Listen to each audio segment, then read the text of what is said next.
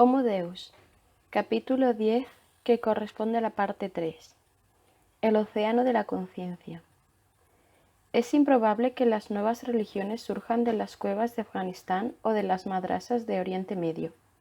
Es mucho más probable que surjan de laboratorios de investigación. De la misma manera que el socialismo se adueñó del mundo prometiendo la salvación mediante el vapor y la electricidad, en las próximas décadas nuevas tecnoreligiones podrían conquistar el mundo prometiendo la salvación mediante algoritmos y genes.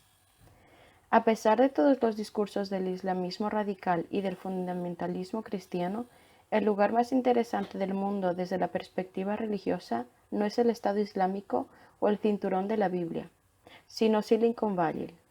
Allí es donde gurúes de la alta tecnología están elaborando para nosotros religiones valientes y nuevas que tienen poco que ver con Dios y todo que ver con la tecnología.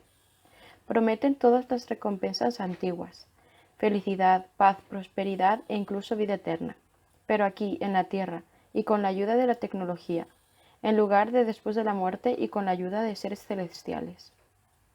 Estas nuevas tecnoreligiones pueden dividirse en dos clases principales: tecnohumanismo y religión de los datos. La religión de los datos afirma que los humanos ya han completado su tarea cósmica y que ahora deberían pasar el relevo a tipos de entidades completamente nuevos. Abordaremos los sueños y las pesadillas de la religión de los datos en el siguiente capítulo. Este lo dedicaremos al credo más conservador del tecnohumanismo, que sigue viendo a los humanos como la cúspide de la creación y se aferra a muchos valores humanistas tradicionales. El tecnohumanismo conviene en que Homo sapiens, tal como lo conocemos, ya ha terminado su recorrido histórico y ya no será relevante en el futuro, pero concluye que, por ello, debemos utilizar la tecnología para crear Homo Deus, un modelo humano muy superior. Homo Deus conservará algunos rasgos humanos esenciales, pero también gozará de capacidades físicas y mentales mejoradas que le permitirán seguir siendo autónomo incluso frente a los algoritmos no conscientes más sofisticados. Puesto que la inteligencia se está escindiendo de la conciencia y se está desarrollando a una velocidad de vértigo, los humanos deben mejorar activamente su mente si quieren seguir en la partida. Hace 70.000 años, la revolución cognitiva transformó la mente de los sapiens, con lo que convirtió a un simio africano insignificante en el dueño del mundo. La mente mejorada del sapiens tenía de pronto acceso al extenso ámbito intersubjetivo, que nos permitió crear dioses y empresas, construir ciudades e imperios, inventar la escritura y el dinero, y finalmente fisionar el átomo y llegar a la luna. Hasta donde sabemos, esta revolución que sacudió la Tierra fue resultado de unos pocos y pequeños cambios en el ADN de los sapiens y de una leve reconexión de su cerebro. Si es así, dice el tecnohumanismo, quizá unos pocos cambios adicionales en nuestro genoma y otra reconexión de nuestro cerebro bastarán para poner en marcha una segunda revolución cognitiva. Las renovaciones mentales de la primera revolución cognitiva dieron al Homo sapiens acceso al ámbito intersubjetivo y nos transformaron en los dueños del planeta. Una segunda revolución cognitiva podría dar a Homo Deus acceso a nuevos ámbitos inimaginables y transformarnos en los amos de la galaxia.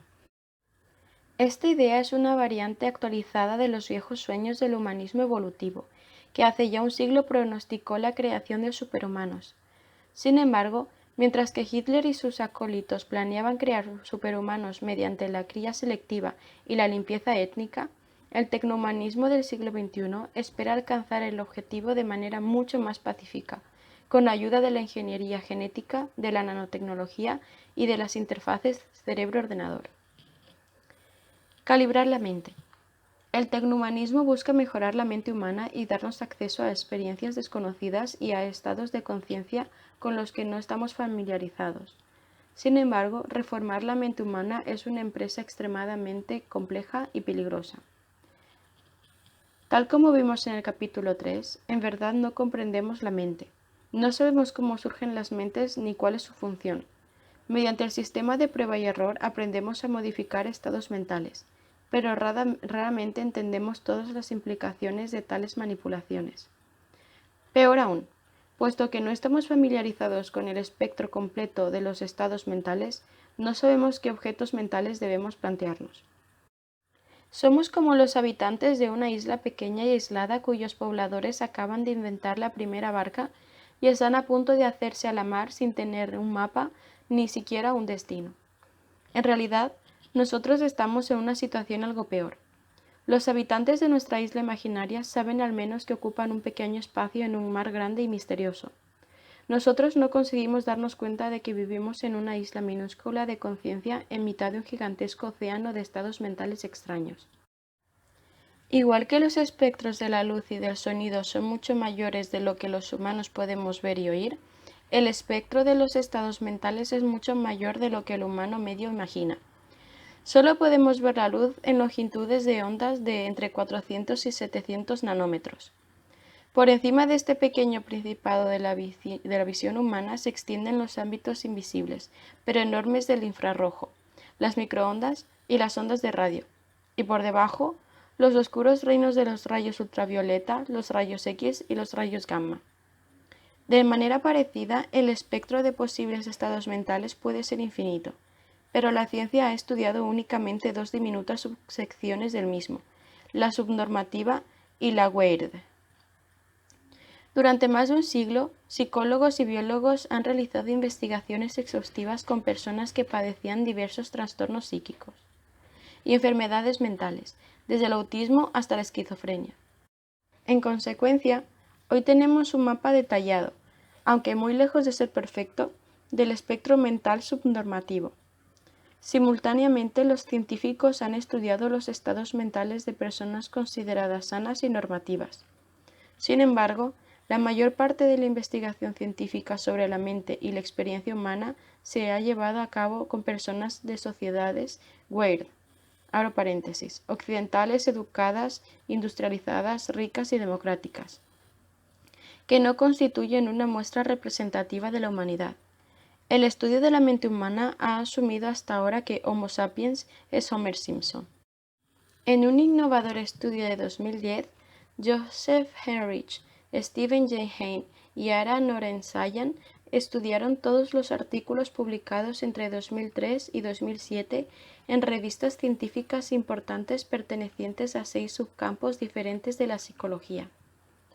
El estudio concluyó que aunque a menudo los artículos efectúan grandes afirmaciones acerca de la mente humana, la mayoría de ellos basan sus resultados en muestras exclusivamente weird.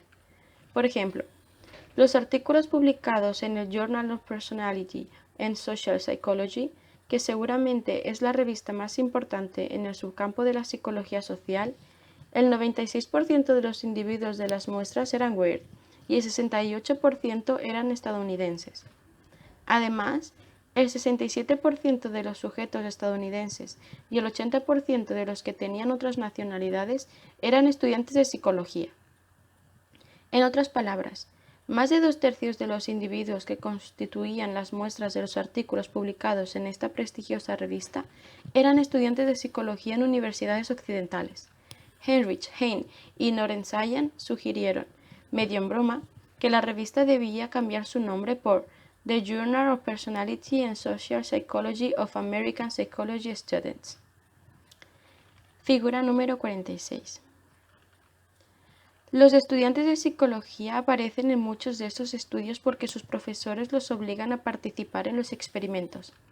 Si yo soy un profesor de psicología en Harvard, me resulta mucho más fácil realizar experimentos con mis propios estudiantes que con los residentes de un barrio pobre de Nueva York asolado por el crimen.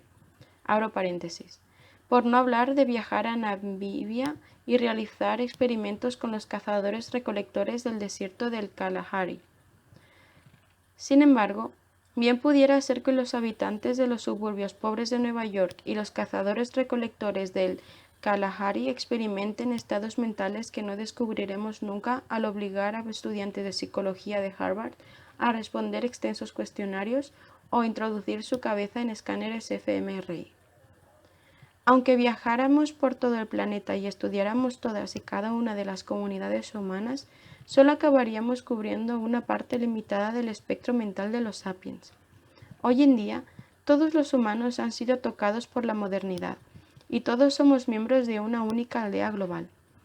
Aunque los cazadores-recolectores del Kalahari son un poco menos modernos que los estudiantes de psicología de Harvard, no son una cápsula del mundo procedente de nuestro pasado remoto. También han recibido la influencia de misioneros cristianos, comerciantes europeos, ecoturistas ricos y antropólogos curiosos. Abro paréntesis. Según un conocido chiste, en el desierto de Kalahari, la tropilla típica de cazadores-recolectores está compuesta por 20 cazadores, 20 recolectores y 50 antropólogos. Antes del surgimiento de la aldea global, el planeta era una galaxia de culturas humanas aisladas, lo que pudo haber promovido estos estados mentales que en la actualidad están extinguidos. Realidades socioeconómicas diferentes y rutinas cotidianas distintas generaron estados de conciencia diversos. ¿Quién podría calibrar la mente de los cazadores de mamuts de la Edad de Piedra, de los agricultores del Neolítico o de los samuráis de Kamakura?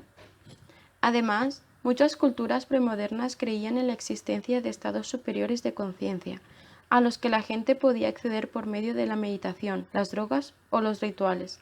Chamanes, monjes y ascetas exploraban de manera sistemática los misteriosos continentes de la mente y volvían cargados de relatos asombrosos. Referían estados desconocidos de tranquilidad suprema, agudeza extrema y sensibilidad inigualable. Referían que la mente se expandía hasta el infinito o se disolvía en el vacío. La revolución humanista provocó que la cultura occidental moderna perdiera la fe y el interés en los estados mentales superiores y que sacralizara las experiencias mundanas del ciudadano medio.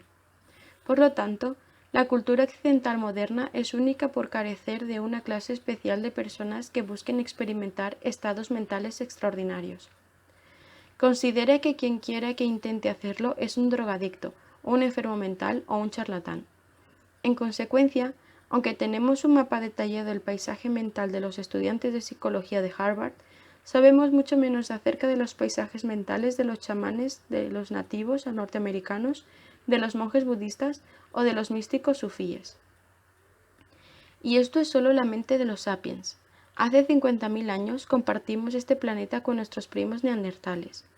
No lanzaron cohetes, ni construyeron pirámides, ni establecieron imperios. Es evidente que tenían capacidades mentales muy diferentes y que carecían de muchos de nuestros talentos. No obstante, tenían un cerebro mayor que el nuestro, el de los sapiens. ¿Qué hacían con todas estas neuronas? No tenemos ni idea, pero bien podrían haber experimentado muchos estados mentales a los que ningún sapiens haya llegado nunca. No obstante, aunque tuviéramos en cuenta todas las especies humanas que han existido, esto seguiría sin agotar el espectro mental. Es probable que otros animales tengan experiencias que los humanos apenas podemos imaginar. Los murciélagos, por ejemplo, experimentan el mundo a través de la ecolocación.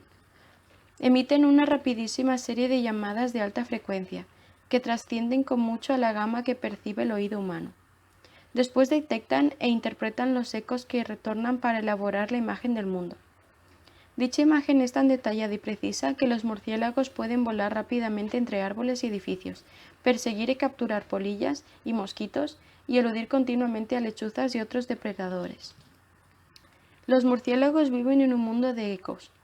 De la misma manera que en el mundo humano cada objeto tiene una forma y un color característicos, en el mundo de los murciélagos cada objeto tiene su pauta de ecos. Un murciélago puede discernir entre una especie sabrosa de polilla y una especie venenosa de polilla a partir de los diferentes ecos que devuelven sus delgadas alas.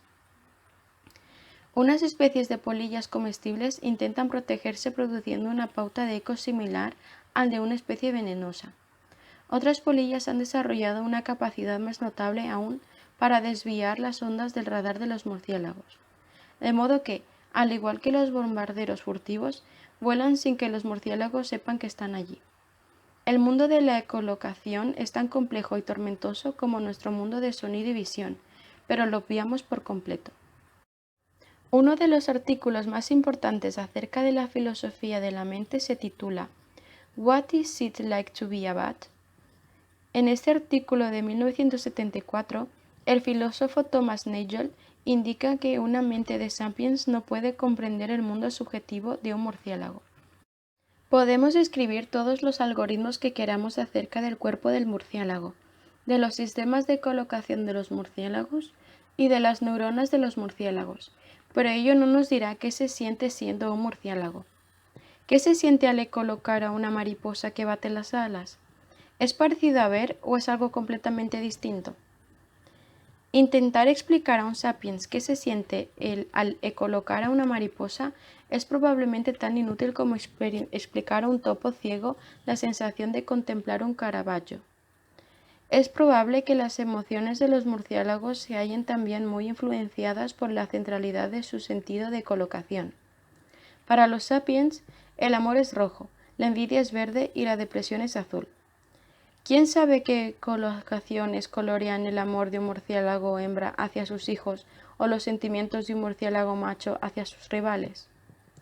Figura número 47. Los murciélagos no son especiales, por supuesto. No son más que uno de los innumerables ejemplos posibles. De la misma manera que los sapiens no pueden entender cómo es ser un murciélago, tenemos dificultades parecidas para saber cómo es ser una ballena, un tigre o un pelícano. Ciertamente debe de sentirse algo en particular, pero no sabemos qué.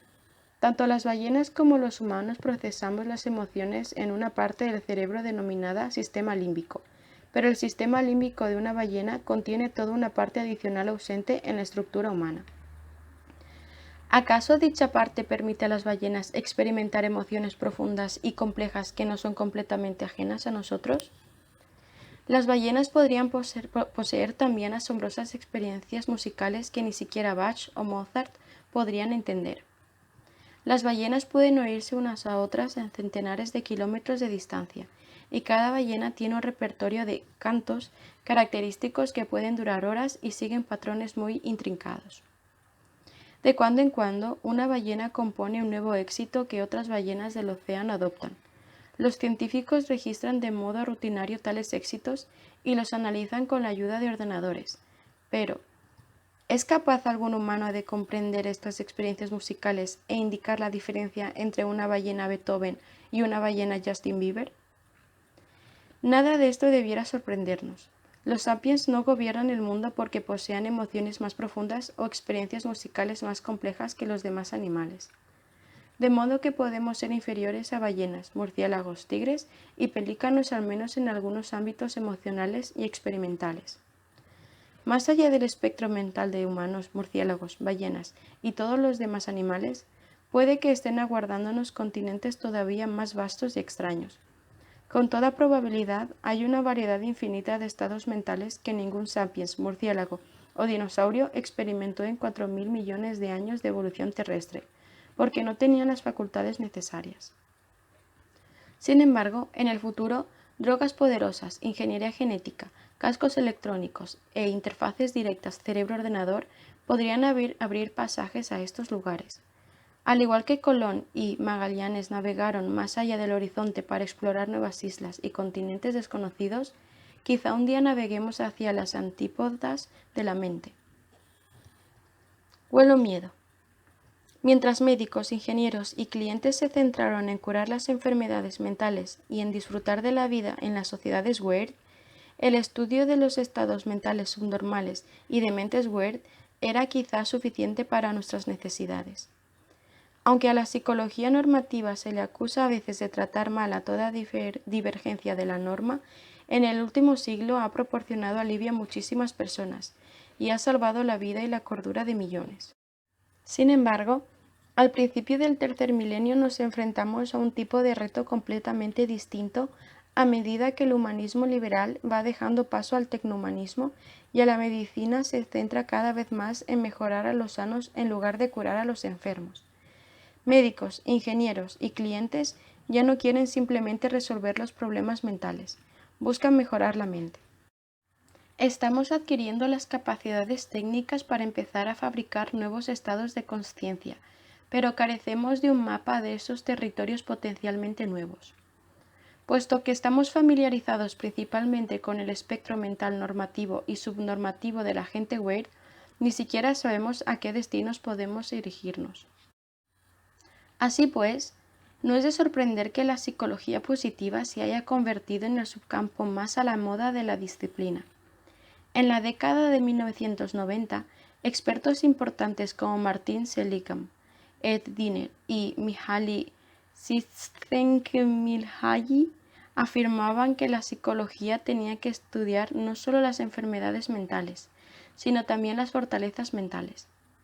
¿Cómo es posible que tengamos atlas notablemente detallados de la mente enferma, pero ningún mapa científico de la mente próspera?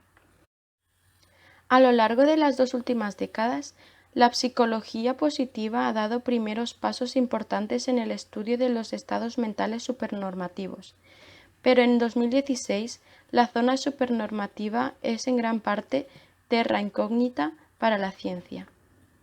Figura número 48. Bajo tales circunstancias podríamos abalanzarnos precipitadamente hacia adelante sin ningún mapa y centrarnos en mejorar aquellas capacidades mentales que necesitan los sistemas económico y políticos actuales, y al mismo tiempo olvidar e incluso degradar otras capacidades. Desde luego, no es un fenómeno completamente nuevo. Durante miles de años, el sistema ha modelado y remodelado nuestra mente en función de sus necesidades.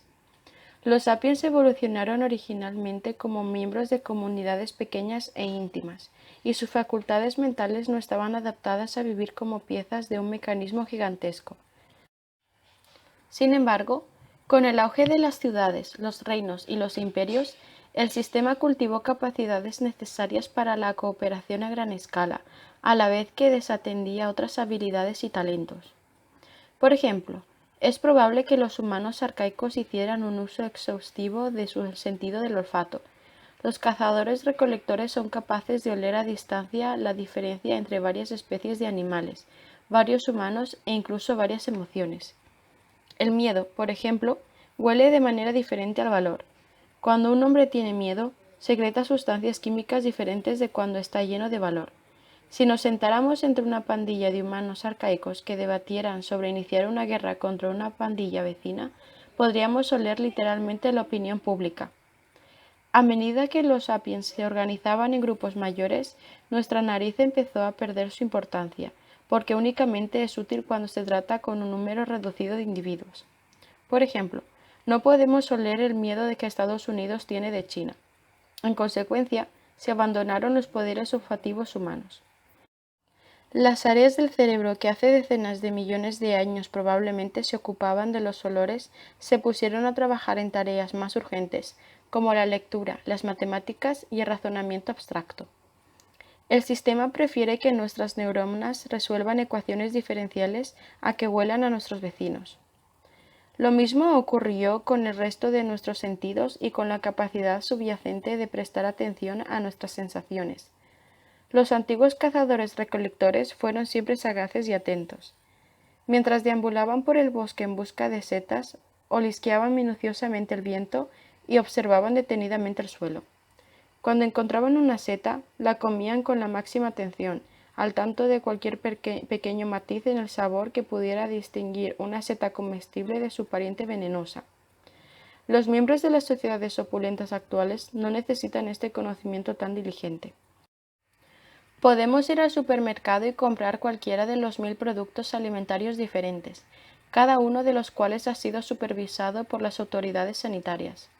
Pero sea lo que sea que elegimos, abro paréntesis, pizza italiana o fideos tailandeses, es probable que lo comamos apresuradamente sentados frente al televisor, sin apenas prestar atención a su sabor. Abro paréntesis. Razón por la que los productores de alimentos inventan constantemente nuevos sabores excitantes, que de alguna manera podrían atravesar el telón de la indiferencia. De forma parecida, cuando vamos de vacaciones podemos elegir entre miles de destinos asombrosos, pero una vez allí es probable que nos dediquemos a jugar con nuestros teléfonos inteligentes en lugar de conocer de verdad el lugar.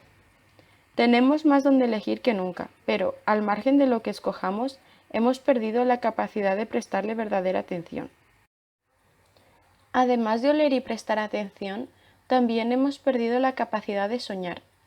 Muchas culturas creían que lo que las personas ven y hacen en sus sueños no es menos importante que lo que ven y hacen cuando están despiertas.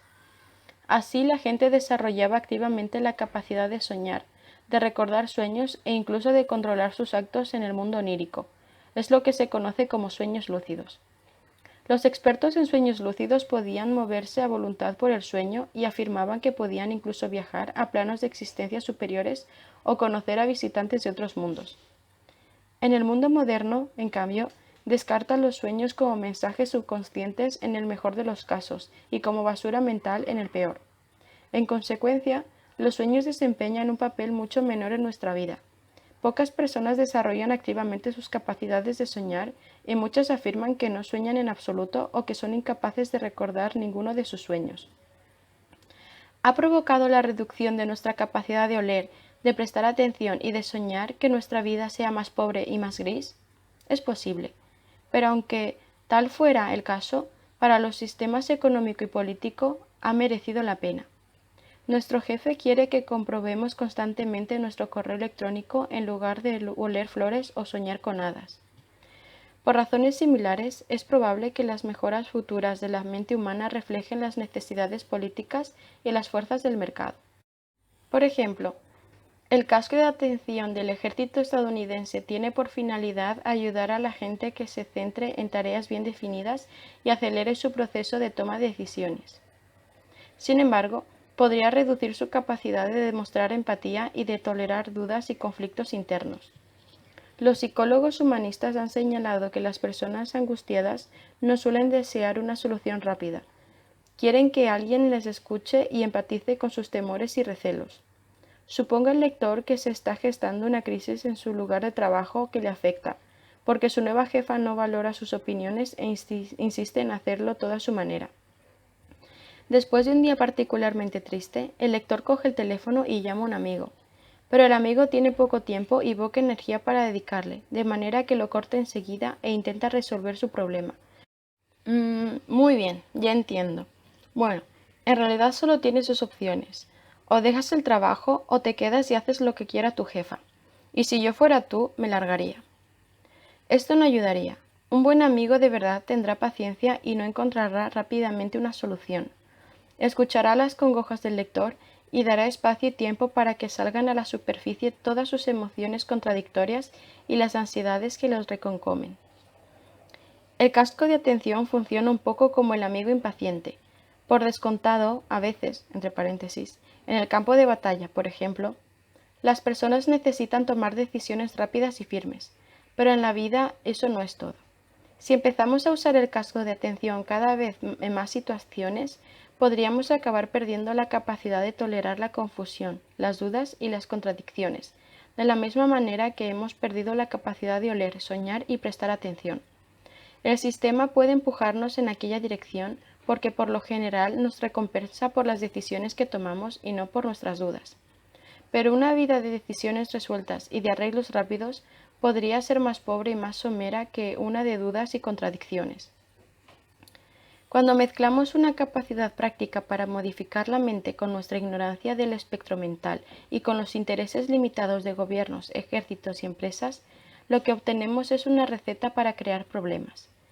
Podemos mejorar con éxito nuestro cuerpo y nuestra mente, al tiempo que en el proceso perdemos nuestra mente. En realidad, el tecnohumanismo podría acabar degradando a los humanos. El sistema podría preferir humanos degradados no porque posean habilidades superhumanas, sino porque carecerán de algunas cualidades humanas realmente preocupantes que obstaculizan el sistema y lo enlentecen. Como todo granjero sabe, por lo general es la cabra más inteligente del rebaño la que provoca los mayores problemas, razón por la que la revolución agrícola implicó degradar las capacidades mentales de los animales. La segunda revolución cognitiva con la que sueñan los tecnohumanistas podría hacer lo mismo con nosotros. El clavo del que cuelga el universo. El tecnohumanismo se enfrenta a otra seria amenaza funesta. Al igual que todas las sectas humanistas, el tecnohumanismo también sacraliza la voluntad humana, a la que considera el clavo del que cuelga todo el universo. El tecnohumanismo espera que nuestros deseos elijan qué capacidades mentales desarrollar y, por lo tanto, que determinen la forma de las mentes futuras. Pero, ¿qué ocurrirá cuando el progreso tecnológico haga posible remodelar y modificar nuestros mismos deseos? El humanismo siempre dejó bien claro que no es fácil identificar nuestra auténtica voluntad. Cuando intentamos escucharnos, a menudo nos vemos inundados por una cacofonía de ruidos en conflicto. De hecho, hay veces en que no queremos oír nuestra auténtica voz, porque puede revelar secretos inoportunos y peticiones incómodas. Muchas personas toman grandes precauciones para no sondearse demasiado profundamente. Una abogada de éxito estresada podría pagar una voz interior que le dijera que se tome un respiro y tenga un hijo. Una mujer atrapada en un matrimonio decepcionadamente teme perder la seguridad que éste proporciona. A un soldado corroído por la culpa lo acechan pesadillas acerca de las atrocidades que cometió. Un joven inseguro de su sexualidad sigue en una política personal de no te preocupes, no reveles. El humanismo no cree que ninguna de estas situaciones tenga una solución obvia apta para todo el mundo, pero pide que demostremos un poco de coraje, que escuchemos los mensajes interiores aunque nos asusten, que identifiquemos nuestra auténtica voz y que después sigamos sus instrucciones con independencia de las dificultades. El proceso tecnológico tiene una agenda muy diferente. No quiere escuchar nuestras voces interiores, quiere controlarlas. Cuando comprendamos el sistema bioquímico que produce todas estas voces, podremos jugar con los interruptores, aumentar el volumen de aquí, reducirlo de allí y hacer que la vida sea mucho más fácil y cómoda. Daremos Ritalin a la abogada estresada, Prozac al soldado culpable y Cipralex a la esposa insatisfecha. Y esto es solo el comienzo. A los humanistas les suele horrorizar este enfoque, pero será mejor que no los juzguemos demasiado deprisa. La recomendación humanista de escucharnos ha destrozado la vida a más de una persona, mientras que la dosis adecuada de la sustancia química adecuada ha aumentado mucho el bienestar y las relaciones de millones de personas. Para escucharse de verdad, algunas personas tienen que reducir antes el volumen de los alaridos y diatribas internos. Según la psiquiatría moderna, muchas, entre comillas, voces interiores y deseos auténticos no son otra cosa que el producto de desequilibrios bioquímicos y enfermedades neurológicas. Las personas que padecen depresión clínica suelen abandonar una y otra vez carreras prometedoras y relaciones sanas porque algún fallo bioquímico hace que lo vean todo a través de un cristal oscuro. En lugar de escuchar estas voces interiores destructivas, sería una buena idea callarlas. Cuando Sally Adi utilizó el casco de atención para silenciar las voces de su cabeza, no solo se convirtió en una tiradora experta, sino que además se sintió mucho mejor consigo misma. Personalmente, el lector puede tener muchas opiniones diferentes acerca de estas cuestiones, pero desde una perspectiva histórica está claro que está ocurriendo algo trascendental. El primer mandamiento humanista, escúchate, ya no es tan evidente. A medida que aprendemos a aumentar y reducir nuestro volumen interno, desistimos de nuestra creencia en la autoridad, porque ya no está claro de quién es la mano que maneja el mando.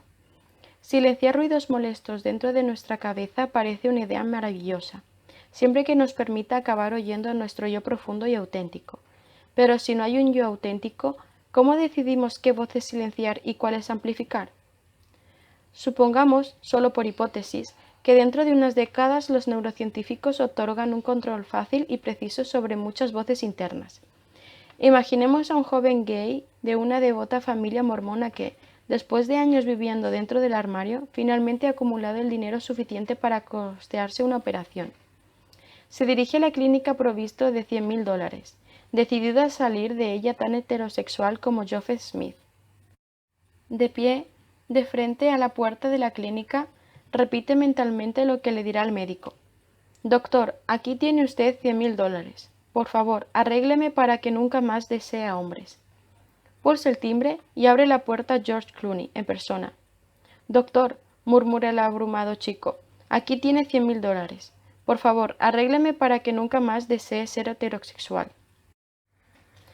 ¿Es que el yo auténtico del joven venció al lavado de cerebro al que había estado sometido?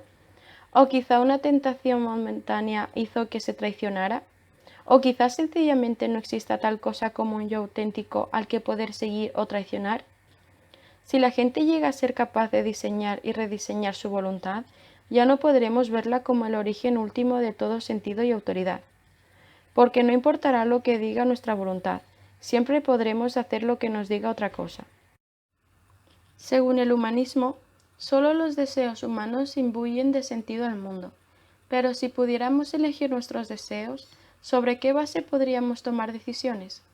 Supongamos que Romeo y Julieta se inicia con Romeo teniendo que decidir de quién enamorarse, y supongamos que incluso después de decidirse pudiera retractarse y decidir algo diferente. ¿Qué tipo de drama sería? Bien, este es el drama que el progreso tecnológico está intentando producir para nosotros. La tecnología promete que, cuando nuestros deseos nos incomoden, nos sacará de apuros. Cuando el clavo del que cuelga todo el universo se encuentre en un punto problemático, la tecnología lo arrancará y lo clavará en otro lugar. Pero, ¿dónde exactamente? Si pudiera poner ese clavo en cualquier lugar del cosmos, ¿dónde debería clavarlo? ¿Y por qué allí, de todos los lugares posibles? Los dramas humanistas se desarrollan cuando las personas tienen deseos incómodos. Por ejemplo, es muy incómodo que Romeo, de la casa de los Montesco, se enamore de Julieta, de la casa de los Capuleto, porque los Montesco y los Capuleto son enemigos acérrimos. La solución técnica a tales dramas es garantizar que nunca tengamos deseos incómodos. ¿Cuánto dolor y cuánta pena se habrían evitado si, en lugar de tomar veneno, Romeo y Julieta se hubieran tomado una simple píldora o se hubieran puesto en el casco que habría dirigido su infortunado amor hacia otras personas? Aquí el tecnohumanismo se enfrenta a un dilema imposible. Considera que la voluntad humana es lo más importante del universo, de modo que impulsa a la humanidad a desarrollar tecnologías que puedan controlar y rediseñar nuestra voluntad. Después de todo, es tentador tener control sobre lo más importante del mundo. Pero cuando dispongamos de dicho control, el tecnohumanismo no sabrá qué hacer con él, porque la sagrada voluntad humana se convertirá simplemente en un producto de diseño más. Nunca podremos tratar con estas tecnologías mientras creamos que la voluntad y la experiencia humanas son el origen supremo de la autoridad y del sentido. De ahí que una tecnoreligión más audaz busque cortar del todo el cordón umbilical humanista. Prevé un mundo que no gire alrededor de los deseos y las experiencias de ningún ser humanoide. ¿Qué puede sustituir los deseos y las experiencias como origen de todo sentido y autoridad? En 2016, únicamente una candidata está sentada en la sala de espera de la historia, aguardando la entrevista de trabajo. Esta candidata es la información. La religión emergente más interesante es el dataísmo, que no venera ni a dioses ni al hombre, adora los datos.